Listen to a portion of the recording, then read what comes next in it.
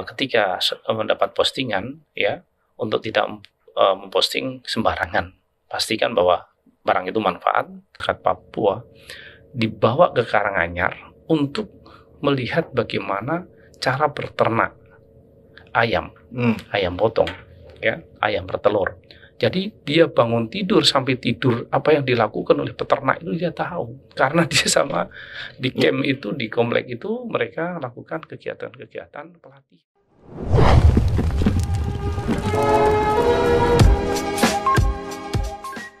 Terima kasih, kita jumpa lagi di episode kali ini di Papua Post TV Podcast dengan hashtag membuka pikiran. Kali ini kita kedatangan tamu yang istimewa dan sangat luar biasa. Beliau ini merupakan salah satu figur yang sudah mungkin dikenal di tanah Papua.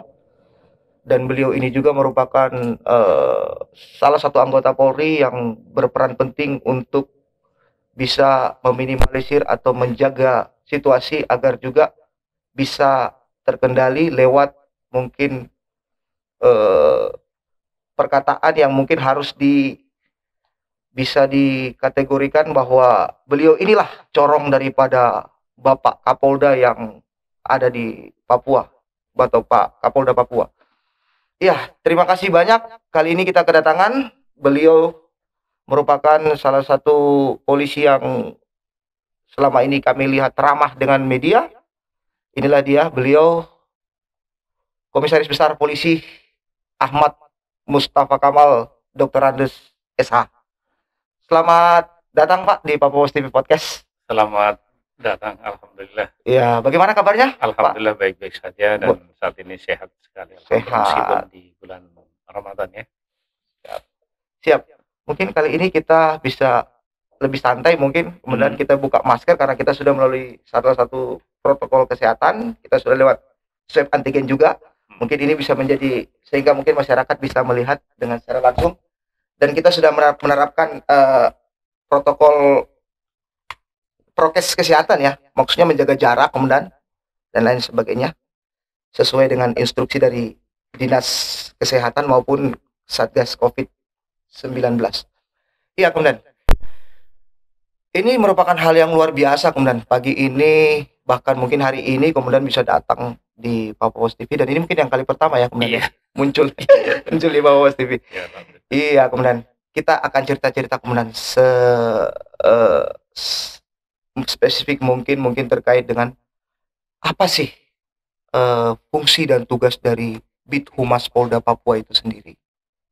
Ya, terima kasih. Saya selaku Kabid Humas Polda Papua sebagai pembantu Bapak Kapolda, khususnya di bidang kehumasan, tentu di mana kami untuk menyampaikan informasi tentang kinerja kepolisian, baik fungsi operasional maupun fungsi pembinaan, sehingga masyarakat tahu apa-apa yang telah dilakukan oleh polisi dan akan dilakukan oleh polisi. Bahkan strategi manajemen yang digelar oleh kepolisian pada tahun ini dan ke depan kita sudah siapkan, dan agar masyarakat betul-betul memahami apa yang diinginkan kepolisian, dan kita juga memahami tentang apa yang diinginkan melalui pemerintah daerah.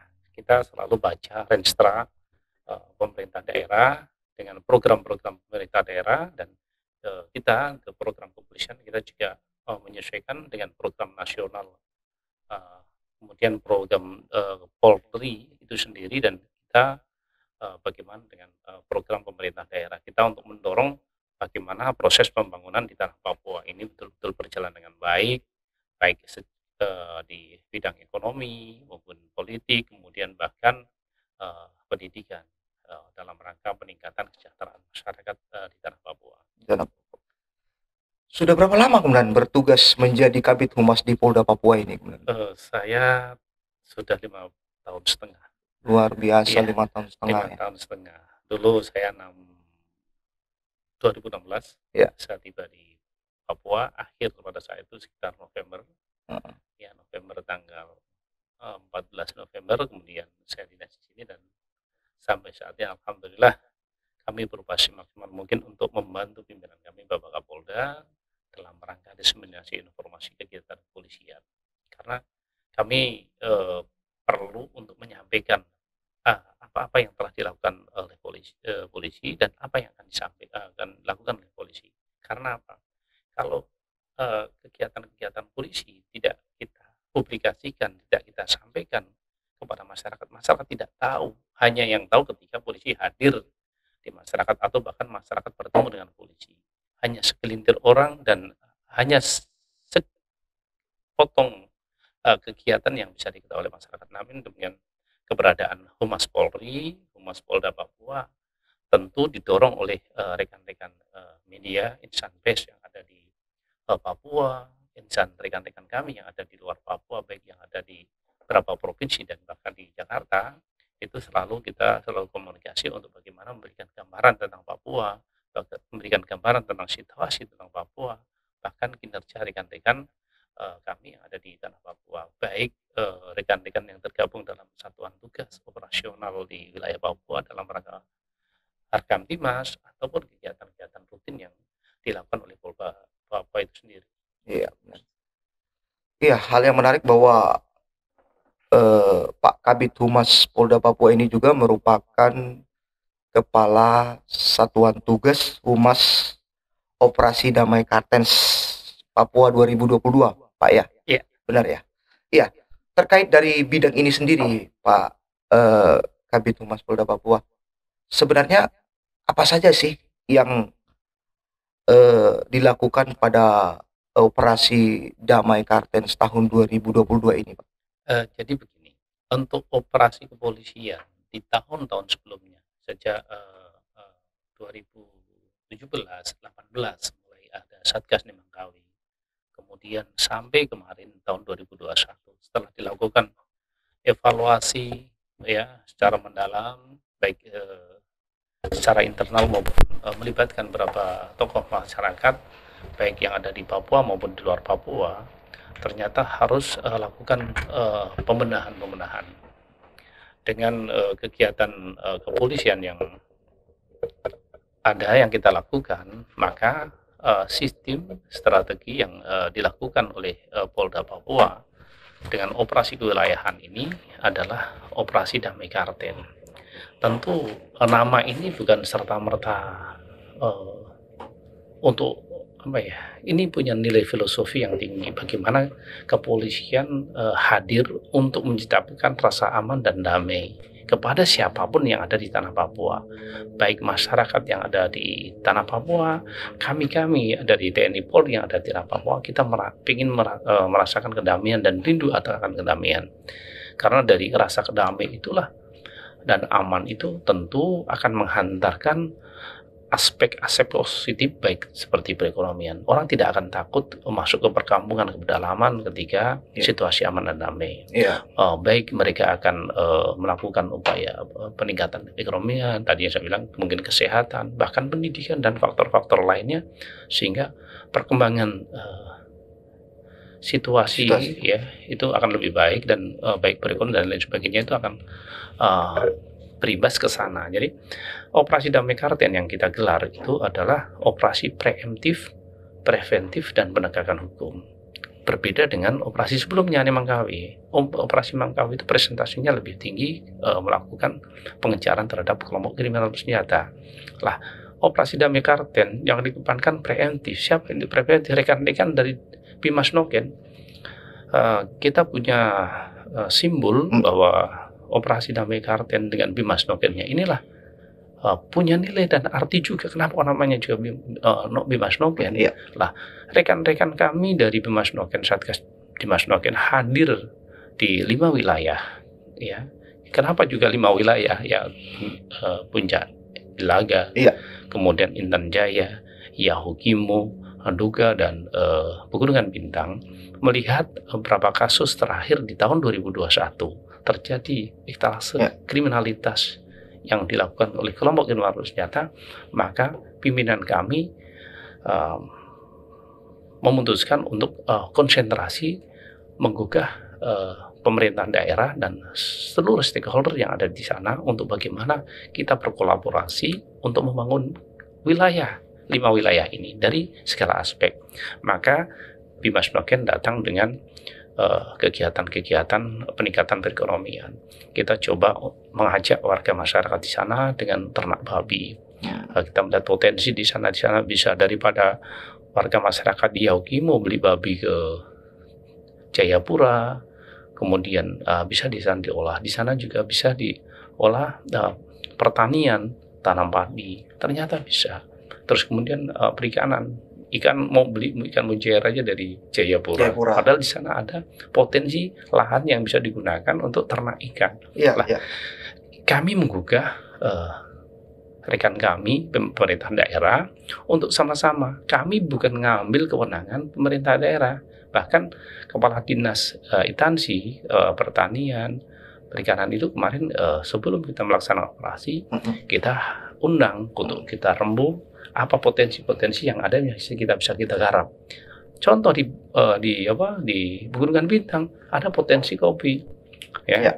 Kita coba cari bibit kopi yang bagus, yang punya kualifikasi, yang nantinya kita kenal kan kopi Pakubin, gitu ya. Dengan demikian tentu dengan kita kenalkan cara penyemaian kopi, kemudian penanaman kopi, perawatan kopi setelah nanti buah sekian, bagaimana cara memetiknya, bagaimana cara mengolahnya untuk menjadi sesuatu yang bisa kita konsumsi dengan cepat, peningkatan kualitas. Nah, ini juga dengan teknologi-teknologi yang saat ini dipakai banyak orang, ya, bukan kita tradisional, kemudian ditumbuk dan sebagainya. Kita sudah coba aturan. Mereka juga Satgas Bimas Noken itu mereka dilakukan pelatihan, pembekalan, bahkan ada 20 warga masyarakat Papua dibawa ke Karanganyar untuk melihat bagaimana cara berternak ayam, ayam potong, ya, ayam bertelur. Jadi dia bangun tidur sampai tidur apa yang dilakukan oleh peternak itu dia tahu, karena dia sama di camp itu, di komplek itu mereka lakukan kegiatan-kegiatan pelatihan. Nah, dengan harapan mereka ketika pulang, dengan kita dorong dengan modal, terus kemudian dia bisa mengajak warga masyarakat untuk melakukan hal itu. Loh, ternyata Pak Johnson kok bisa ya, ini kok bisa, ini bisa. Ternyata perlu modal lah. Baru kita komunikasi dengan pemerintah daerah, bagaimana kita cari, atau kita cari dana CCR dari beberapa perusahaan yang ada di wilayah Papua untuk kita mendorong masyarakat, peningkatan masyarakat. Bahkan kita lagi dapat lahan sekitar 200 hektar di Kerom, ya. Kak Korbimas dengan beberapa Bupati Mabes Polri sudah hadir sana dengan Pak Bupati. Waktu itu saya juga mendampingi beliau. Kita siapkan sementara untuk tempat pelatihan itu 20 hektar. Ya, kita bikin camp di sana dan nanti warga masyarakat bisa datang ke sana untuk melaksanakan pelatihan bagaimana penanaman jagung. Khusus di situ jagung. Karena ada beberapa potensi dan siap kalau nanti itu 200 hektar bisa kita tanam semuanya dan bisa kita kirim ke beberapa daerah di Indonesia. 200 hektar? 200 hektar. Di daerah mana itu, Men? Dari Kerom.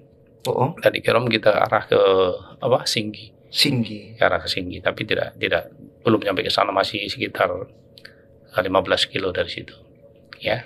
Karena kita dulu pernah naik sepeda dari Jayapura ke sana, ya. Dan itu peran dari Bimas Noken itu juga sendiri. Iya, dengan Pak Kakor Bimas, kemudian komunikasi dengan Kapolres Kerom, dengan Pak Bupati Kerom, dan ternyata juga Pak Bupati Kerom sudah dapat dorongan dari pusat untuk menyiapkan bibit-bibit atau lahan-lahan yang nantinya untuk dikembangkan, karena potensi di wilayah Kerom untuk petani jagung itu lebih bagus, ya. Tentu seperti itu. Mungkin kalau di Merauke padi gitu, ya, dan itu selalu coba kita untuk melihat potensi-potensi wilayah, kecocokan masyarakat, kecocokan lahan untuk peningkatan perekonomian, ya.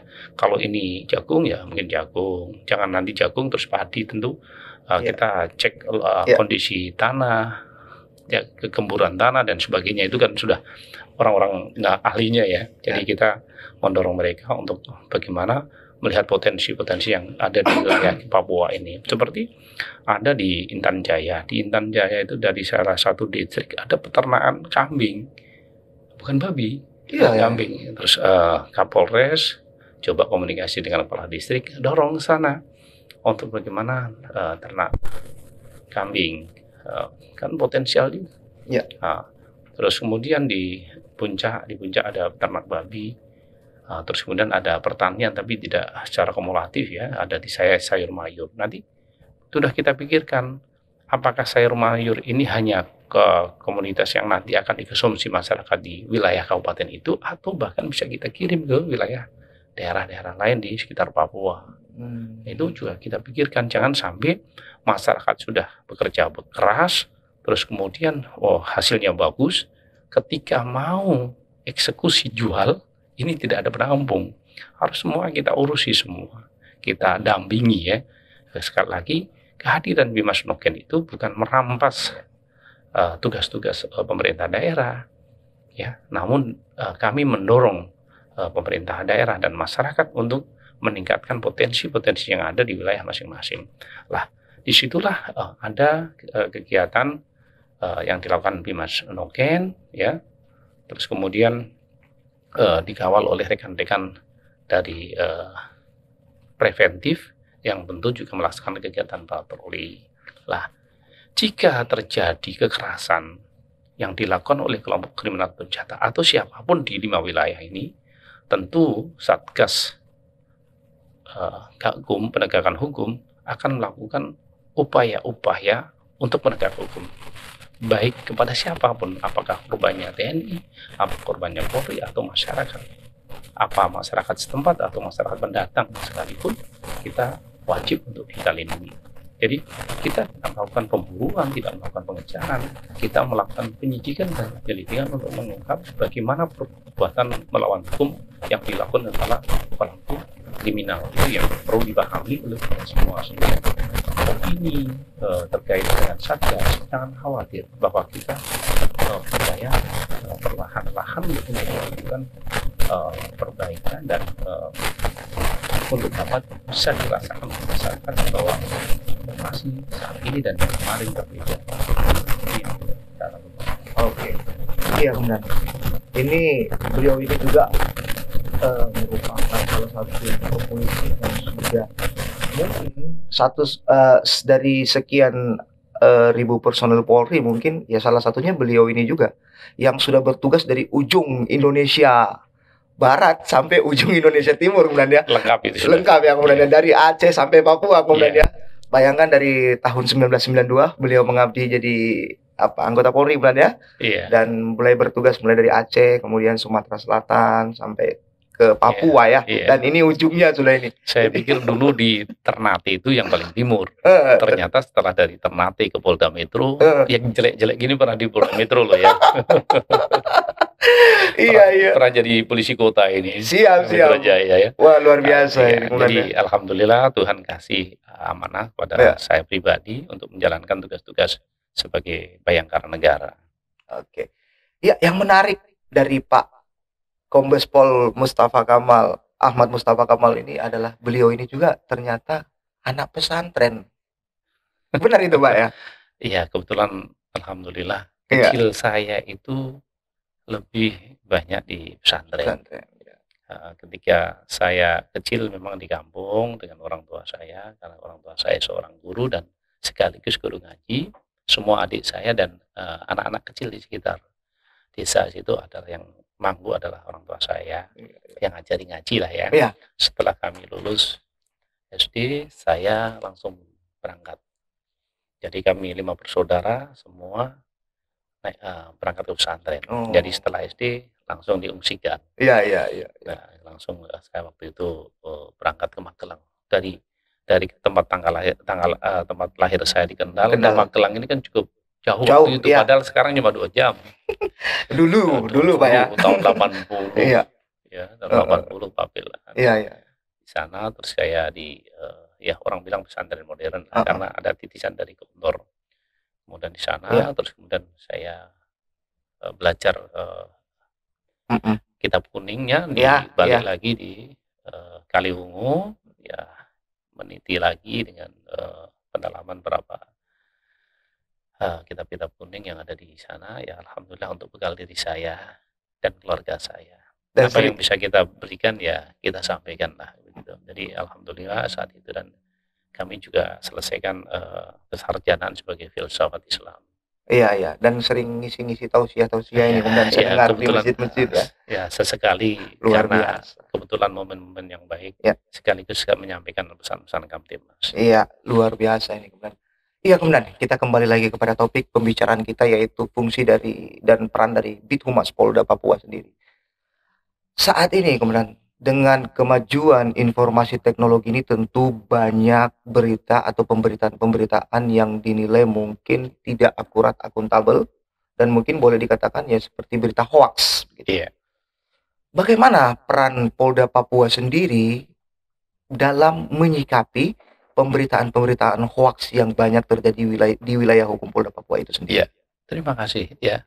Alhamdulillah kita sangat bersyukur ketika 7 tahun yang lalu kita punya Kapolri yang cukup cerdas, pernah jadi Kapolda Papua, yaitu Pak Tito. Ya.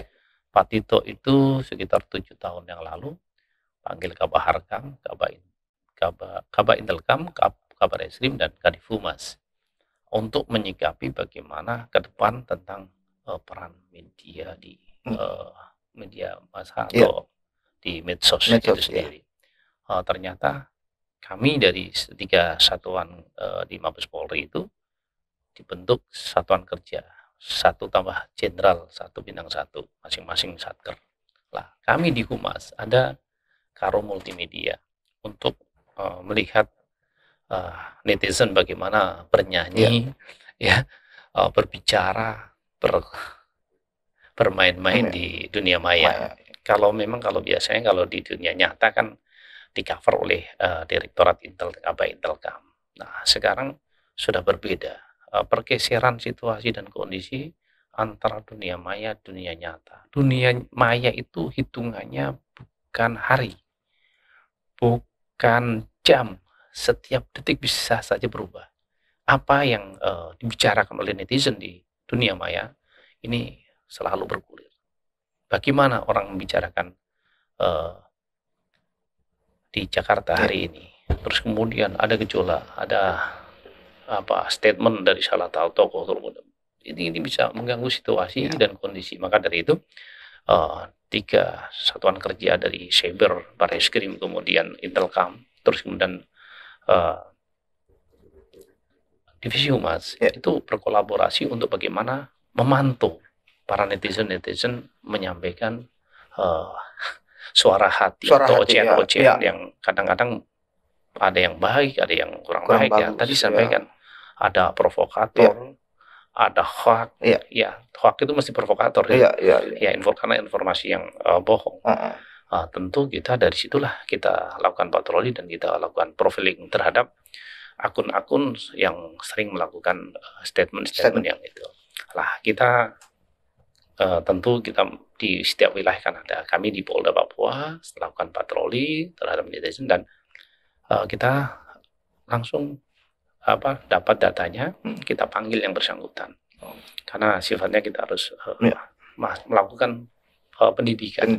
Kita bisa melihat bahwa ini kira-kira unsur sengajanya seberapa persen, unsur ketidaktahuannya berapa persen, itu nanti akan terlihat setelah berapa warga kita panggil, kita lakukan pemeriksaan, mereka bertobat, kami minta maaf ya. Itu upaya-upaya yang kita lakukan, baik mereka mencaci maki pemerintah, mencaci maki polisi, mencaci maki warga yang lain. Kalau dia mencaci maki atau perbuatan tidak menyenangkan, kalau dulu kan dipiring sebelum ada kalau sekarang menggunakan undang-undang IT, pasalnya menggigit itu. Itu. Jadi kita sudah sampaikan, kamu akan terjerat segini. Wah. Nah, kalau terhadap orang perorangan, silakan kamu minta maaf. Kalau dimaafkan ya silakan. Kalau tidak dimaafkan, silakan mau lanjut, silakan. Nah, itu selalu kita lakukan hal itu. Bahkan kita tahu banyak kita tahu ketika kejadian kerusuhan di Papua 2019 itu kan beredar. Mereka sering desain, kelompok-kelompok tertentu desain berapa foto yang mereka gabung seakan-akan peristiwa itu betul.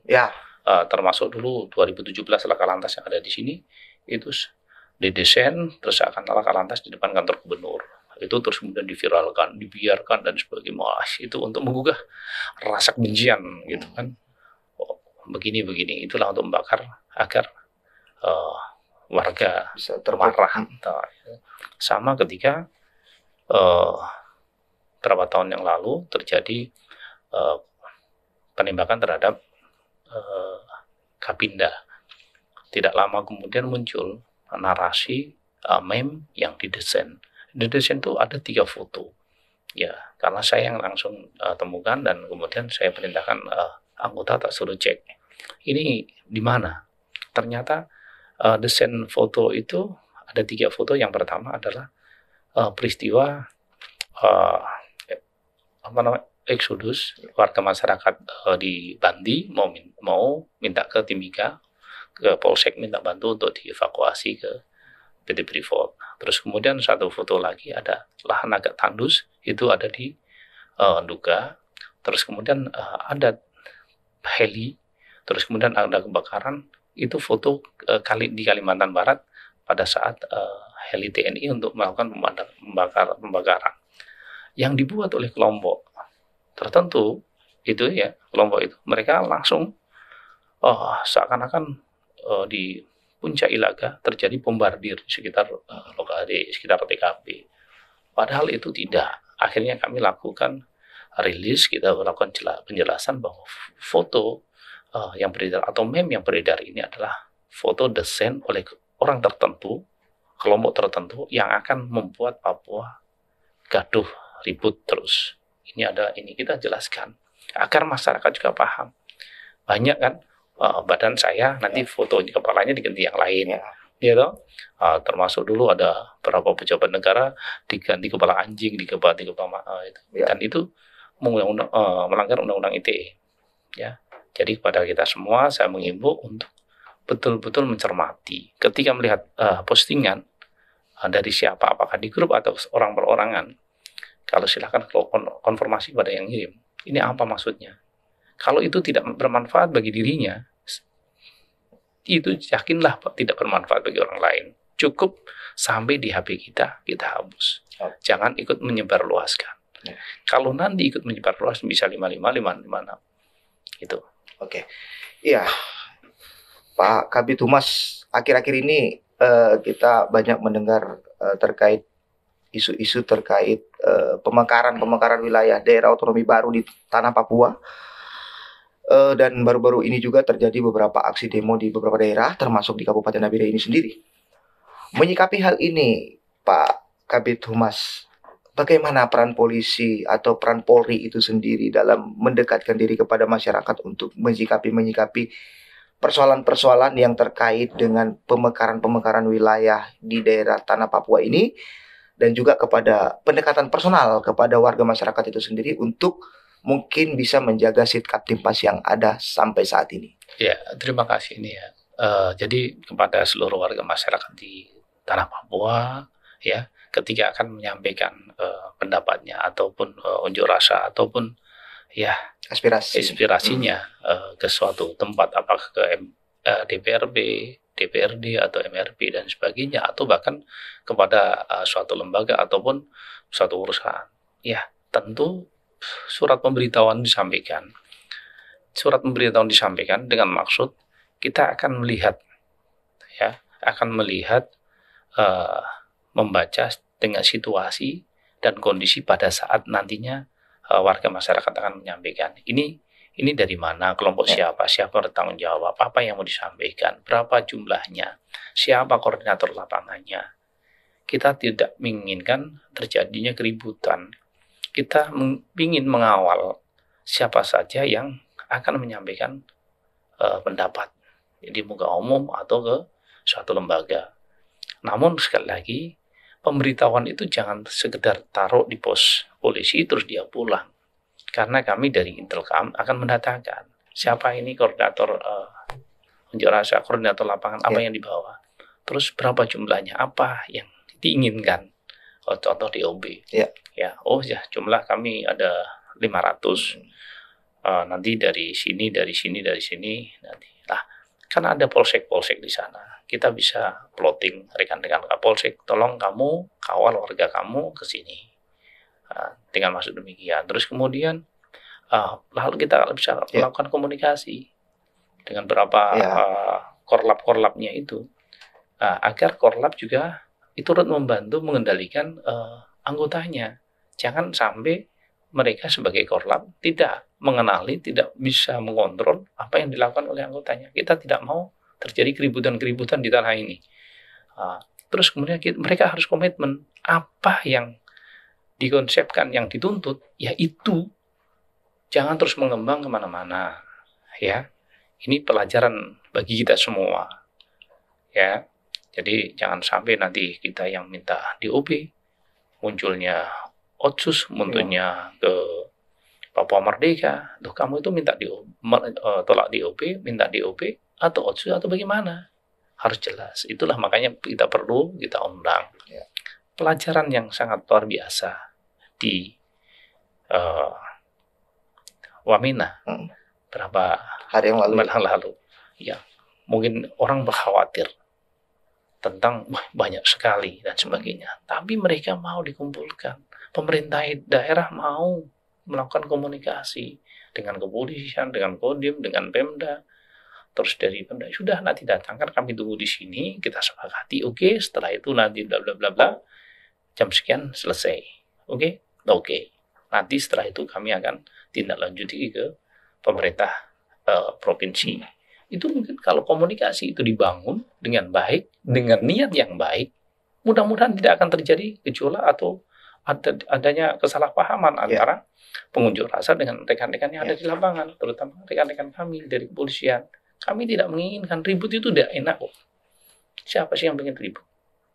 Ribut itu makan energi secara fisik dan mental dan pikiran. Ya, orang kita bisa senyum bersama, bisa bercanda guru bersama, kita bisa rangkulan bersama, berjalan bersama untuk bagaimana menciptakan rasa aman dan kemajuan daerah kita bersama-sama. Yang merasakan siapa? Kita yang ada di sini. Aman itu kita yang ada di sini. Orang yang ada di luar Papua hanya melihat, mendengar. Tapi bagaimana kita malah mampu mendesain komunikasi dengan baik, organisasi, lembaga, dan sebagainya, berkolaborasi untuk bagaimana. Kepolisian itu hanya mengawal proses. Nah, nanti bagaimana keputusan dari pemerintah, bagaimana keputusan dari DPRB dan bagaimana keputusan pusat itu. Mereka itu keputusan politis, bukan kewenangan kami. Kami hanya mengantar. Itu sekali lagi kembali kepada komitmen daripada lembaga atau kelompok-kelompok yang akan menyampaikan orasi di lapangan atau tempat umum itu. Berarti intinya kemudian bahwa kepolisian itu tidak melarang sepanjang mungkin aksi yang dilakukan itu sudah melalui suatu prosedur hukum yang berlaku di negara ini, Pak.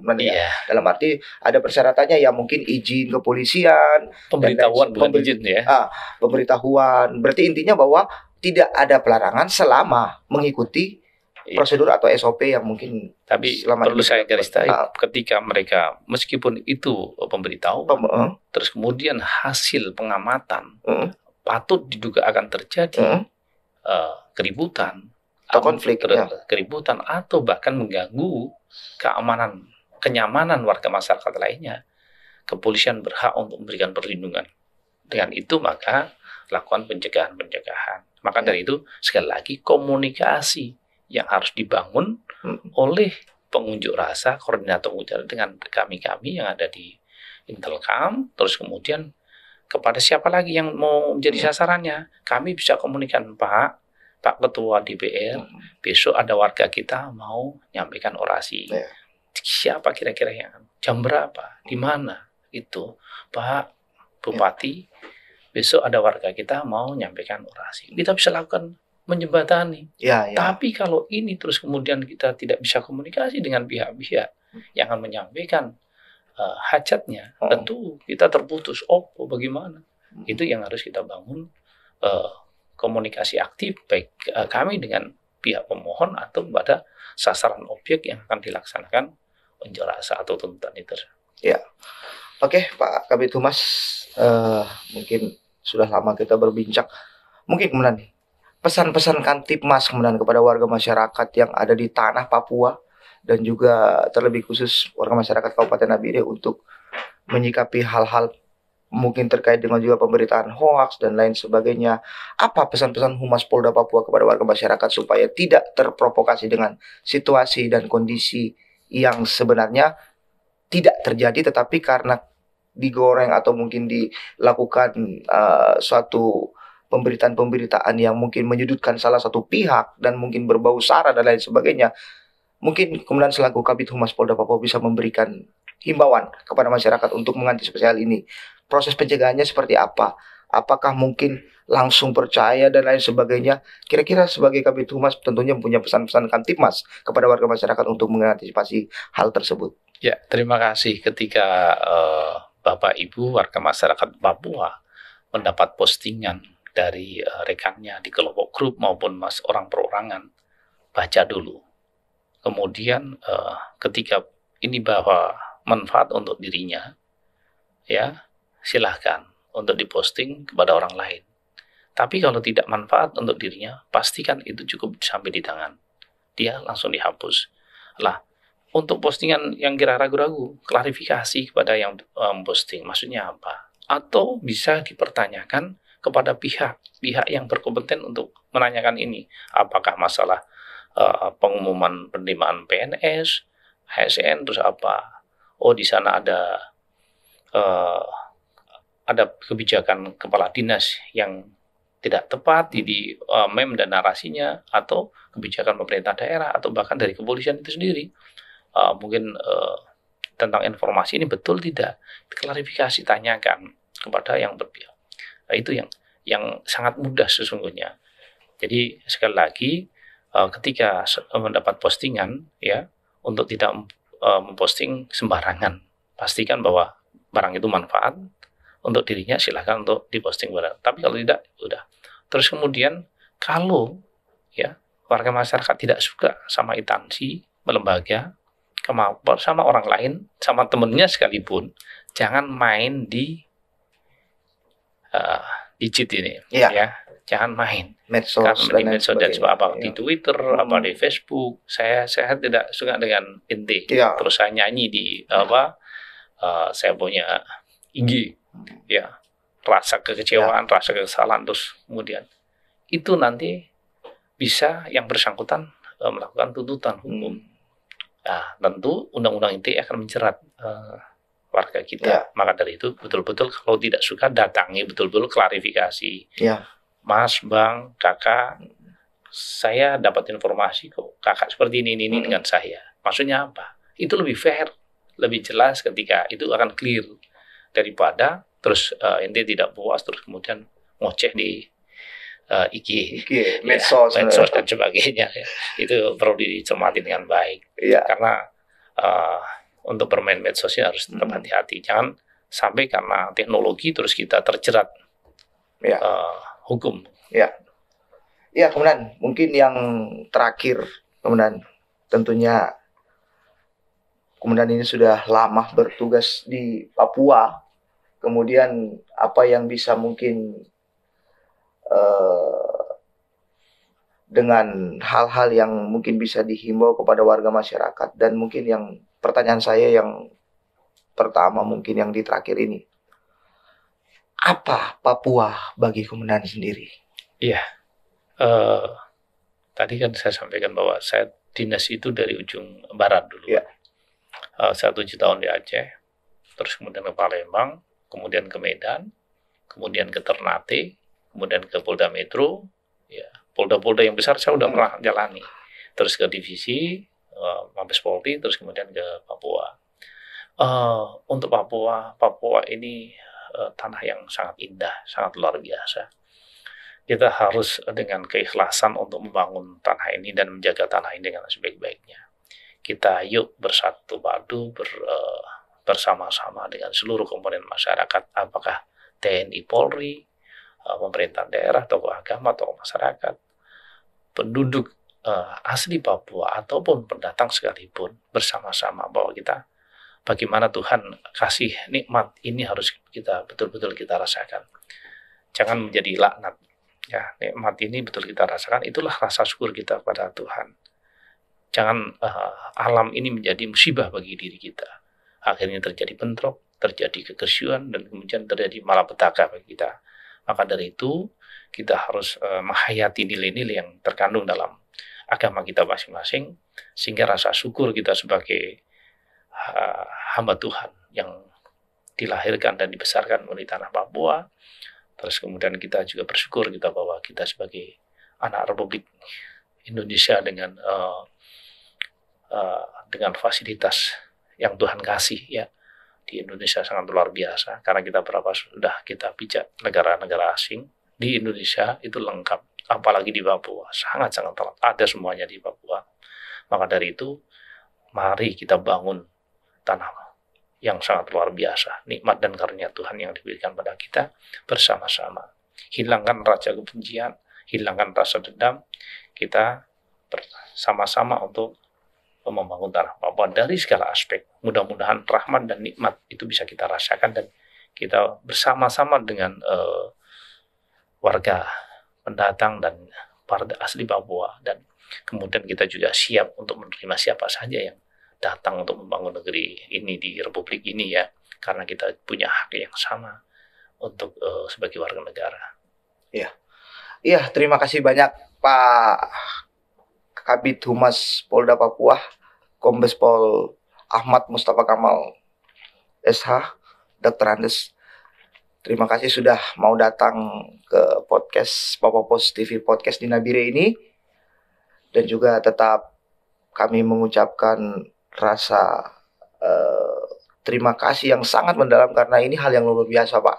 Untuk pertama kalinya Pak Kabid Humas mau datang ke gubuk kami yang seperti inilah keadaannya. Tapi gitu. Luar biasa kan.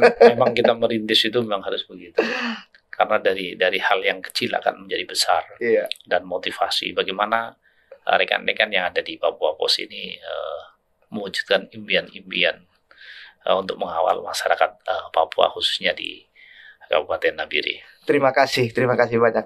Iya, itulah tadi perbincangan kami dengan Kepala Bidang Humas Polda Papua, Kombes Pol Dr. Andes Ahmad Mustafa Kamal SH, dan juga beliau merupakan Kasatgas Humas Operasi Damai Kartens tahun 2022. Semoga perbincangan ini mendapatkan penambahan edukasi dan wawasan bagi warga masyarakat di tanah Papua pada umumnya, dan lebih terkhusus kepada warga masyarakat Kabupaten Nabire.